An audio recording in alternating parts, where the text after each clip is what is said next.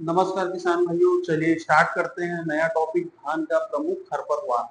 धान में क्या क्या प्रमुख खरपतवार लगता है हम देखेंगे। किसान बहुत परेशान होता है। खरपतवार के बारे में आप सिंपल ये जानिए, ऐसे पौधे जो हमारे कोई काम के नहीं होते, जो हमारे फसल को नुकसान पहुंचाते हैं, अनवांटेड प्लांट्स, ठीक है, जो हमारे फसल को नुकसान पहुंचाते हैं, उसी को हम लोग खरपतवार कहते हैं।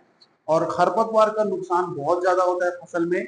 रीजन मैं आपको बताता चलूं कि जैसे आप खाद डालते हैं, फर्टिलाइजर डालते हैं, तो जब खाद हम पौधे में डाल देते हैं तो बीच में जो इसका खरपतवार रहेगा, ये भी खाद को लेता है, ये भी आप न्यूट्रिएंट्स को लेता है। इससे क्या होता है कि अगर हम 100% न्यूट्रिएंट डालते हैं, तो अगर 40% भी अगर आपका वीड ले लिया तो 60% ही आपके पौधे को मिल पाता है, जिससे आपका पौधा का ग्रोथ कम हो जाता है।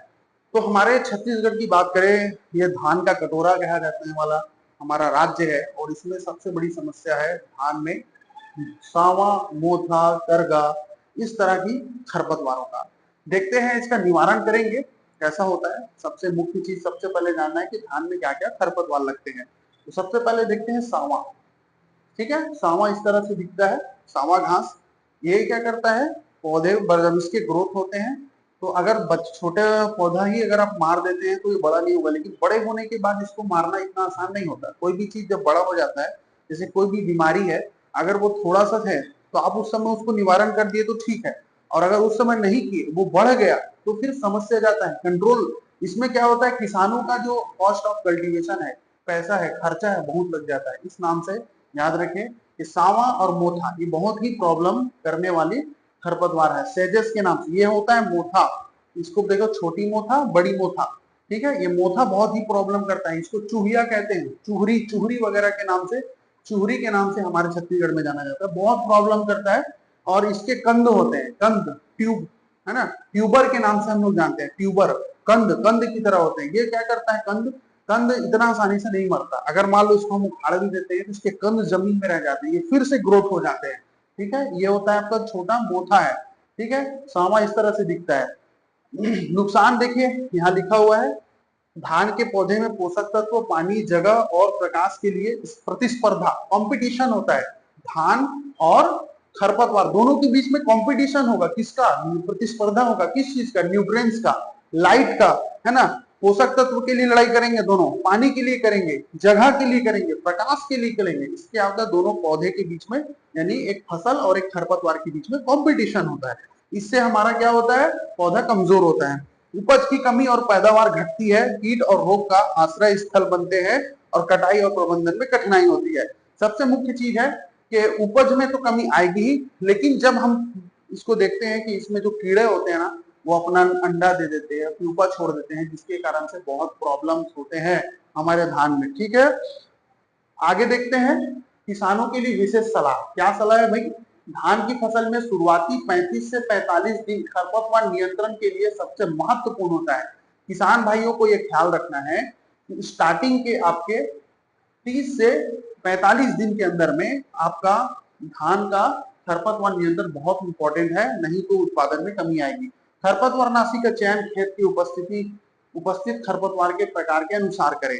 यानी आपको प्री इमरजेंस डालना है या पोस्ट इमरजेंस डालना है, ये आपको खरपतवार को देखकर उसके हिसाब से चॉइस करना है। दूसरा, दवा का छिड़काव उचित नमी वाली भूमि में साफ पानी के साथ करें। ठीक है, स्पीयर में आप साफ पानी लें, पहला चीज, और दवा का छिड़काव जो करें वो उचित नमी वाली भूमि में करें। ठीक, दवा प्रयोग करते समय अनुशंसित मात्रा का ही प्रयोग करें।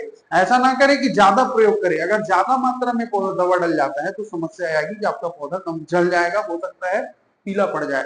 ठीक है, समय पर खरपतवार नियंत्रण करने पर धान की उपज में 20 से 40% तक की वृद्धि देखी जाती है। अक्सर किसानों का एक बोलते हैं कि हम अच्छी वैरायटी लगाते हैं धान की, उसके बाद भी हमारा उत्पादन नहीं आता। रीजन यही होता है, खरपतवार। स्टार्टिंग में ही आप अगर इसको कंट्रोल कर लेते हैं तो आपका उत्पादन में बढ़ोतरी देखा जाता है।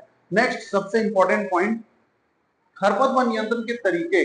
समय, सबसे मुझे अच्छा लगता है कि अगर किसान मैनुअली भी काम करे, जरूरी नहीं है कि आप दवा पर ही डिपेंड हो। मैनुअली मतलब खुद से काम करे, हाथ से निराई गुड़ाई, रोपाई के 20 से 25 दिन बाद पहली निराई गुड़ाई और 40 से 45 दिन बाद दूसरी निराई गुड़ाई निराई गुड़ाई करना चाहिए। क्या है, हाथ से निराई गुड़ाई करने से क्या होता है कि आपका पैसा भी खर्च कम लगता है और क्या है, दवा पर निर्भरता भी कम होती है।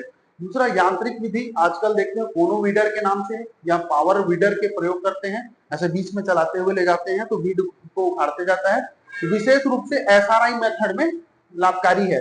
एसआरआई मेथड क्या होता है, सिस्टम ऑफ राइस इंटेंसिफिकेशन जो होता है, एसआरआई मेथड में 25x25 की दूरी में धान को लगाया जाता है। ये एसआरआई मेथड एक बेस्ट साइंटिफिक मेथड है। इसमें खरपतवार नियंत्रण करना बहुत आसान होता है।